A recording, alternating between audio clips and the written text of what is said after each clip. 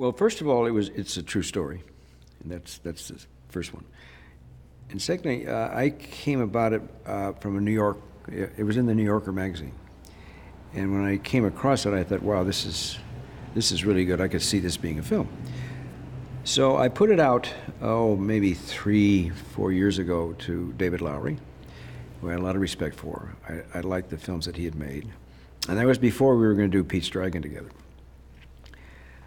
So anyway, he said he liked it a lot, and so we went and did Pete's Dragon. I knew he was going to have his hands full editing that and so forth. But I picked it up after Dragon came out. I said, are you still interested? And he said, yeah. And so I said, well, let's get on it. Yeah, I guess he was addicted to that way of life. And of course, what was fascinating to me was that he got caught all the time. He got caught 17 times. But he also broke out of prison 17 times. So I began to think that maybe he was actually assuming he was going to get caught, but that wasn't his thrill. His thrill was being able to break out of prison. And so that's how I decided, that's when I really got interested. So I see, is this kind of a game with him, you know? He loves life, he wants to have fun, he wants to make it exciting. And so he's going to rob banks because he loves the idea of robbing banks. But he also realizes he's probably going to get caught. And so when he does get caught, he goes to prison. And then he gets really excited. He says, okay, now how am I going to figure out how to get out?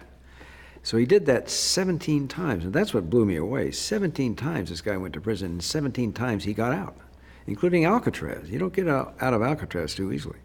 So I just decided that was just a terrific story. And I thought he was a wonderful, wonderful character, so full of life and risk and enjoying danger, but also fun. And the fact that he never shot anybody. He had a gun, but it was never loaded. So that's what gets the title, Old Man and a Gun. But the gun was never loaded. He just used it for purposes to get his way, but he never used it. They met in jail, and they realized they had something in common. And then they decided to carry that forward when they got out. So they're all joined in this effort to rob banks and not get caught. I'm not sure that he really ever had a life outside of prison because he got into prison so many times. And that makes you assume that he knew he was going to get caught and that prison was some kind of an other home for him, but also a home he wanted to break out of. Well, I think his relationship with Jewel, she knew who he was, and she knew this thing about him, and he appreciated that she knew, but still supported him. So I think that's why he loved her. The fact was that she knew what he was doing. She didn't particularly like it, but she loved him for just who he was, just the kind of human being he was. So she stood by him when he kept getting caught, and so I think that really reached out to him and made a huge impact on him. Otherwise, I don't think he would have ever had a wife at all. I think there was a respect between the two of them. I think the respect came with realizing that what Hunt was going to be, he was going to be the animal that chased him, and he was going to be the animal that escaped. And he just loved that connection. And in the course of time, I mean, Hunt was only interested in getting this guy. He said that was his job. He was an officer. And so his job was to get him. But the fact was, he couldn't go outside the jurisdiction of his own state, which was Texas. So because Forrest was all over the map, he was even in California, he was in Montana, he couldn't follow him in those places. But if he ever came into Texas, he was going to get him. So it became an ambition of Hunt to get this guy. In the meantime, this cat and mouse game that went on actually kind of drew them together and made it kind of fun. And so I think that Hunt finally had a certain kind of respect. Well, first of all, the fact that he did these smaller jobs, I said, I think that prevented him from being searched and, arrested. They're too small to get people all nervous about it. So he realized that. So I just keep robbing and taking little small items away and stashing it away.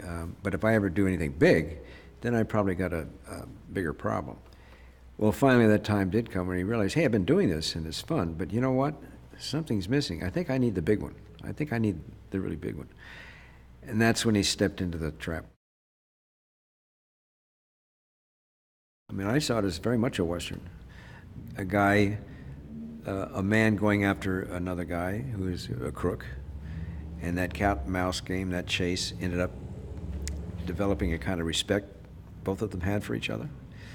And it's like, with animals, when you have animals, the predator-prey equation.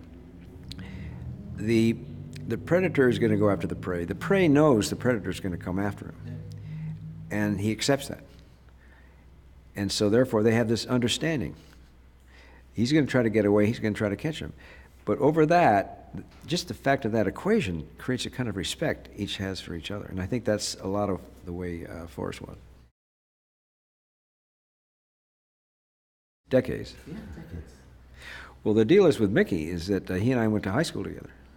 That's how it started, yeah. He was a rope climber in high school. I played other sports, and it was Van Nuys High School out in the San Fernando Valley. And I was aware of Mickey. We weren't friends, but I was very much aware of him because he was famous as a rope climber. And so I knew him because of that, but we didn't know each other then. So then years later, when I was looking for a stunt double, he came up, and I said, "Hey, aren't you the Mickey Gilbert that was at Van Nuys High School?" He said, "Yeah." So we realized we had a connection already. And then, of course, he and I just became, because of using him all the time, he was such a comfortable double, we became friends. And this went on for decades. And also, the fact is, we both loved horses. I loved to ride. He's a great ride. In fact, he wanted to be a rodeo. He wanted to be in rodeo at one point. So we both loved horses, so he was a perfect double for me, because I do like to ride my own horses in these films, but every now and then, you have to go through some hairy stuff, and then there was Mickey, ready to take it on. Yeah, keep it real, keep it edgy, and keep it real. I'm just lucky that I have these cast members. I'm just lucky to have these colleagues. I mean, I have huge respect for all of them. And I think Casey's proven what his worth. And then Sissy's been around for a long time doing incredible work. In the bedroom, Badlands, so forth. So, and then Danny Glover, I never worked with him before, but I certainly admired his work. And he and I were from the same part of California, so we had that connection. And then Tom Waits, I just was a fan of his music. I was just a fan of his.